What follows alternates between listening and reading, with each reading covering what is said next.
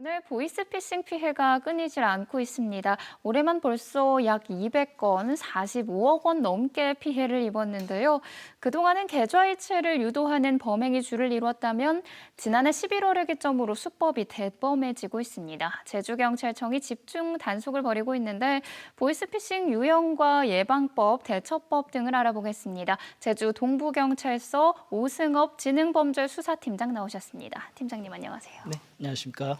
네, 보이스피싱 전화 금융사기라고도 하는데 제주에서 지금 심각하다고 들었어요. 현황부터 짚어주시죠. 네, 그 2018년도부터 말씀을 드리면 2018년도에 505건의 피해금이 55억 원, 2019년도에 565건에 95억 원, 2020년에는 좀 줄었습니다. 이제 474건에 85억 원, 그리고 올해는 1월부터 4월까지 218건의 피해금이 45억 원으로 벌써 전년도 피해금액의 50%가 넘는 상황이 되었습니다. 네, 피해자의 연령이나 성별 같은 특징이 있나요? 네, 과거에는 주로 연세가 좀 있으신 어르신분들이 많은 피해를 입었었는데요. 최근에는 그 연령대가 좀 다양해지고 있습니다. 주로 이제 검찰 같은 검찰, 경찰, 기관 사칭형 범죄는 대부분 이제 젊은 층인 20, 30대가 주를 이루고요.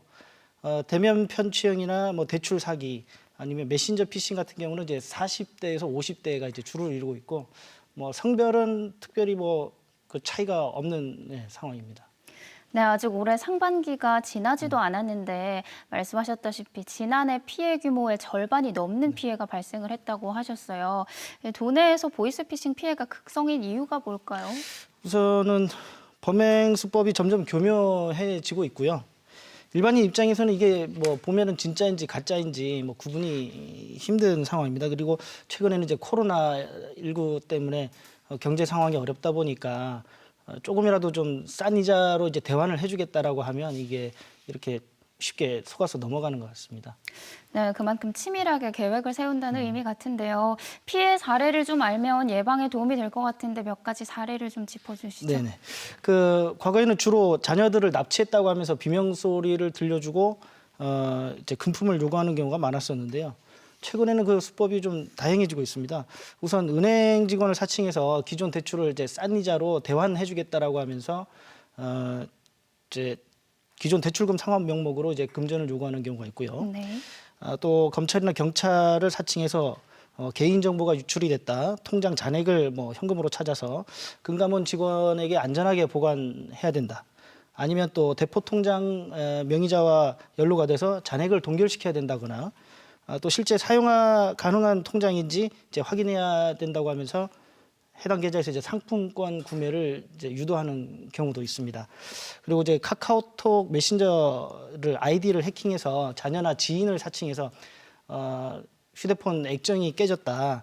이제 통화를 할 수 없으니까 액정 수리비가 필요한데 상품권을 구매해서 그 핀 번호를 전송해 달라든지 아니면 급히 돈이 필요한데 이제 금전을 요구하는 경우도 있고요.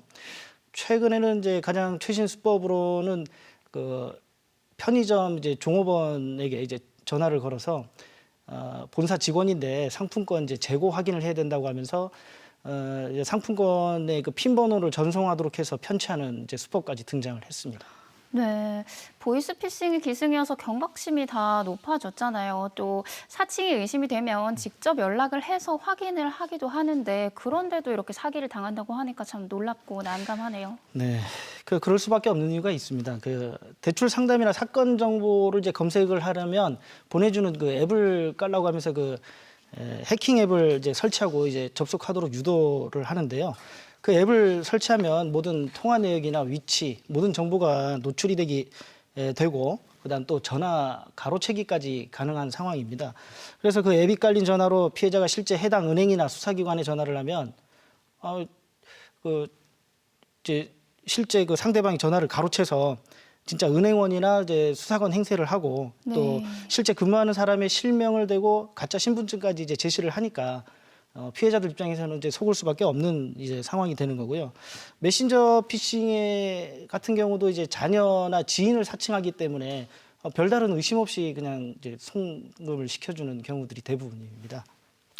네, 어플리케이션 설치를 유도하면 함부로 설치하지 말고 일단 의심을 해봐야 될 것 같습니다.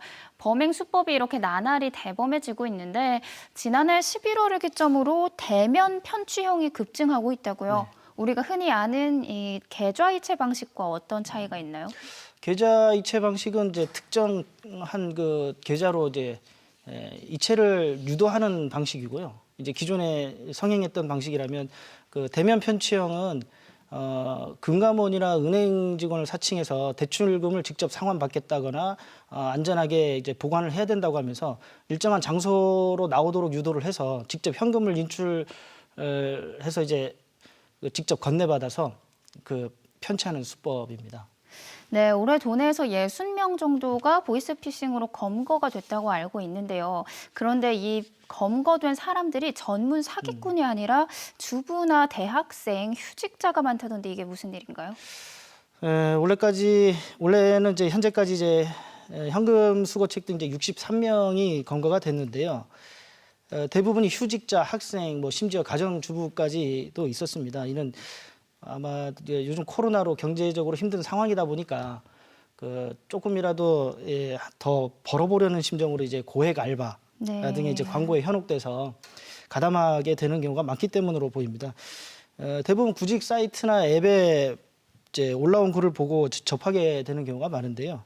고액 알바라거나 뭐 채권 추심과 관련된 일이다. 라고는 이제 설명을 듣고 이제 가담하게 되는 경우가 많습니다. 네, 그러면 이분들은 자신도 모르는 사이에 범행에 가담을 하게 된 피해자인가요? 아니면 가해자인가요? 정확히 말씀드리면 뭐 보이스 피싱의 피해자라고 볼 수는 없고요. 이제 가담자, 공범이라고 할 수 있습니다. 왜냐하면 요즘같이 그 보이스 피싱에 대한 그 경각심이 높아지고 있는 상황에서 어떤 면접 절차도 없이 바로 채용이 되고요. 그다음에 뭐 잠깐 일을 하고 건당 많게는 30만 원씩 이제 그 대가를 받고 가니까 네. 누구라도 정상적인 일반인의 입장에서라면 누구라도 자신의 행동이 뭐 정상적이지 않다 의심해 볼 만한 사항이 되고요. 실제로 알바로 알고 일을 했다가 현금을 수거한 후에 나의 행동이 잘못됐구나 이렇게 생각을 해서 스스로 자수하는 경우도 종종 있습니다. 네, 고액 아르바이트나 채권 추심에 관련된 일이라고 구인 사이트에 글이 올라와 있다면 일에 가담하지 말고 신고를 하는 게 좋겠습니다. 질병도 그렇지만 범죄도 예방이 중요한데요.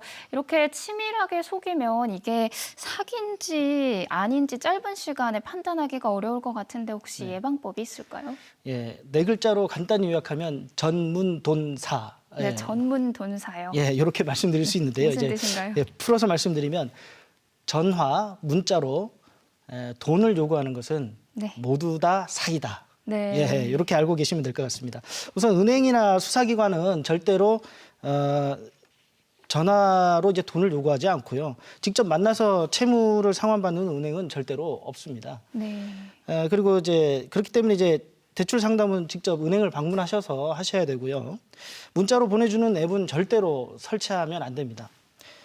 전화나 문자로 돈이나 상품권 구매를 요구하면 가족이나 지인도 절대 믿지 마실 것을 당부드리겠습니다. 네, 그런데 해킹 앱이 이미 휴대폰에 설치가 돼 있다면 신고를 해도 무의미한데 그럴 땐 어떻게 해야 되나요? 네, 해킹 앱이 이제 설치되면 모든 정보가 노출이 되기 때문에 뭐 경찰에 신고한 내역이라든지 경찰서를 이제 방문한 내역, 위치까지 전부 다 확인이 됩니다. 그래서 통화 이제 그럴 때는 좀 신고의 의미가 사실은 좀 검거 가능성이 좀 희박해지고요. 이럴 때는 이제 앱이 깔리지 않은 설치되지 않은 주변 사람이 있다면 주변 사람의 휴대폰을 빌려서 이제 신고를 한다든지 아니면 사무실이나 이런 공중전화를 통해서 신고를 해주시면 좋겠고요. 만약 이제 노출이 됐다라고 판단이 든다면 그 앱을 삭제하시고 휴대폰을 초기화하면서 112나 이제 가까운 경찰관서로 방문하셔서 신고를 해주시면 되겠습니다. 네, 그런데 아무리 주의를 면밀하게 살폈어도 보이스피싱 피해를 입을 수가 있잖아요. 네. 그러면 피해자는 어떻게 구제를 받을 수가 있나요? 이게 우선 상대 계좌에 그 돈이 남아 있다면 신속히 지급 정지를 하면은 이제 돌려받을 수 있는데요. 현실적으로는 이제 즉시 이체, 그다음에 즉시 출금 형태로 범행이 이루어지기 때문에 사실상 구제가 힘든 부분이 많습니다. 네, 또 이 경제사범에 내려지는 처벌이 너무 약해서 보이스피싱이 꺾이지 않는다는 지적도 크거든요. 네, 그런 부분도 일부 작용할 수 있다고 뭐 볼 수 있겠습니다. 사실 이러한 범죄로 경제적으로 이제 어려움을 겪다가 이제 스스로 이제 목숨을 끊는 사례도 이제 안타까운 사례도 네. 종종 있거든요. 그래서 그 병폐가 아주 이제 매우 심각한 상황인데 이에 대해서도 뭐 강력한 처벌이 필요하다고 생각이 듭니다. 네.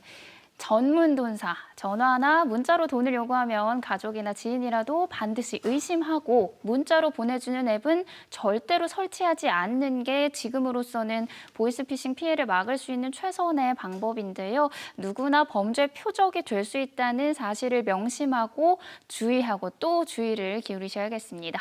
팀장님 오늘 말씀 고맙습니다.